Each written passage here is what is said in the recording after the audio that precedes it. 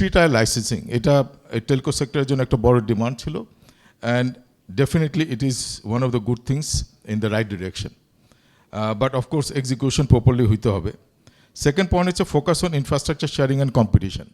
এই জিনিসটা নিয়ে আমি আরেকটা জিনিস বলবো, টেলকো সেক্টরটা ক্রিয়েটস দেয়ার ওন প্রবলেম। কিছুদিন আগে ওয়ান অফ দ্য পলিসি মেকারের সাথে আমার কথা হচ্ছিল, ইফ ইউ রিকল, এই যে ILDTS policy is result of what? Because before 2010, there one particular operator was dominating the market.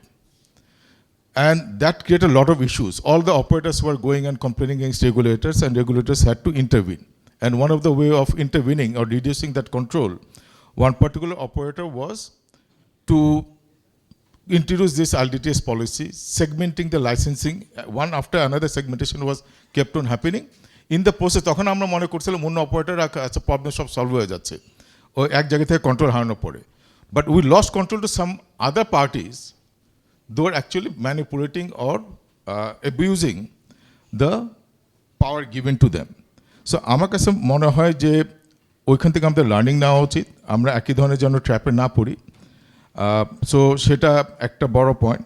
So এখানে active sharing and passive sharing even আগের আমি বলবো 2010 সাল থেকে 2021-22 সাল, তখনও কিন্তু there lot of regulations which encourages active sharing. In reality have you implemented that?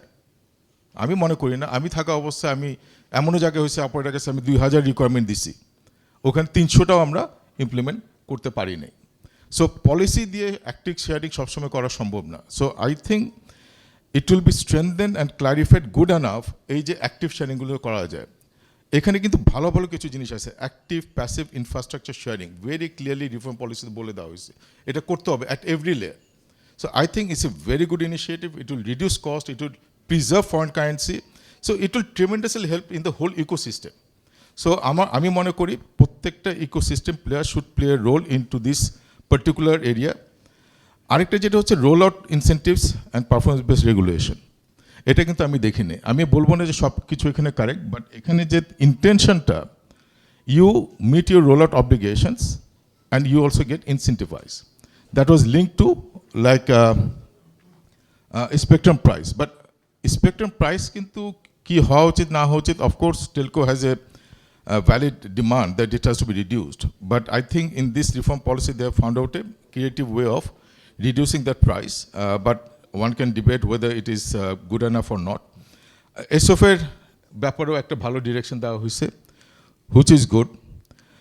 Promotion of innovation and emerging টেকনোলজির সম্বন্ধে অনেক কিছু নিয়ে আসা হয়েছে যেটা আগে ছিল না, like open ran, IoT, private 5G, mission critical communication এবং স্যাটেলাইট। সো আমার মনে হয় এগুলো সবই ফিউচারিস্টিক। সো আমার মনে হয় 5G যদিও আমাদের এখন ইমিডিয়েট ডিমান্ড না, বাট এই জায়গাটা অনেক কাজ হচ্ছে। বাট যেসব জায়গায় আমার কনসার্ন আছে, আমি ইনভেস্টমেন্ট নিয়ে লাস্টে কথা বলবো। যেখানে আমার মেন কনসার্নটা হচ্ছে সেটা হচ্ছে এসএমপি নিয়ে আমরা কথা বলতেছি। এখানে বলা হয়েছে এসএমপি গাইডলাইন পরে ইন্ট্রোডিউস করা হবে, বাট আমার মনে হয় it is extremely critical to have a clarity. এবং আমার পার্সোনাল ভিউ হচ্ছে আমাদের পলিসি মেকারদের মধ্যেও কমন আন্ডারস্ট্যান্ডিং অফ এসএমপি নাই, not only for Telco layer, আমি বলছি এক্সেস লেয়ার, অন্য দুটো লেয়ারের ক্ষেত্রেও আমাদের ক্লিয়ার এসএমপি গাইডলাইন খুবই দরকার। ইনস্টিটিউশনাল রিফর্মের কথা যেগুলো বলা হচ্ছে, এই জায়গাটা আমার একটু ক্লারিটি দরকার, আমাদের ফুল ক্লারিটি নাই। আর কিছু লাইসেন্স ডিসকন্টিনিউ করা হচ্ছে, এই ডিসকন্টিনিউ করার পরে এক পার্টটা কীভাবে হবে এমন ওই জিনিসটাও আনা দরকার। প্রবাবলি ওটা আমার মনে একটা গাইডলাইনের মাধ্যমে একটা লেটার স্টেজ আসবে, বাট এই জিনিসটা আমরা ক্লারিটি এখন পাচ্ছি না। আরেকটা হচ্ছে প্রাইসিং। আমরা যদি ওপেন মার্কেট চাই, সেই ক্ষেত্রে কিন্তু আমাদের প্রাইসিংয়ে কোনো ব্যারিয়ার বা লিমিট ক্যাপ থাকা উচিত না। আমরা যেরকম চাচ্ছি ইনভেস্টমেন্টে কোনো ক্যাপ থাকবে না, আমাদের প্রাইসিংয়ে কেন ক্যাপ থাকবে? এখন আমাদের কেন ভয়েস প্রাইসে আমরা মিনিমাম ক্যাপ দিয়ে দিচ্ছি?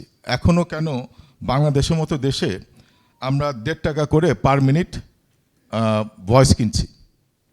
যেখানে সব জায়গায় ভয়েস চলে গেছে, সেখানে আমাদের এখনও ভয়েসে ডিপেন্ড করতে হয়। And unfortunately most of the telecom operator still more than 50% of the revenue comes from voice. And when I say voice it's mean 2G 3G voice, যদিও 3G এখন আর মোস্ট অফ দ্য ক্ষেত্রে নাই। So এগুলো হচ্ছে আমার broad comment. এবং specifically যদি ইনভেস্টমেন্টে আসি, আমার একটু ডিফারেন্ট ভিউ আছে এখানে। আমরা যদি দেখি গ্লোবাল একটা জিনিস মাথায় রাখতে হবে সবসময়, local context. We cannot take the best practices of other countries or few countries and fit that into Bangladesh. Bangladesh is একটা situation, so that 2010 to 2021 or till now, lot of things happened. It was not good for the industry.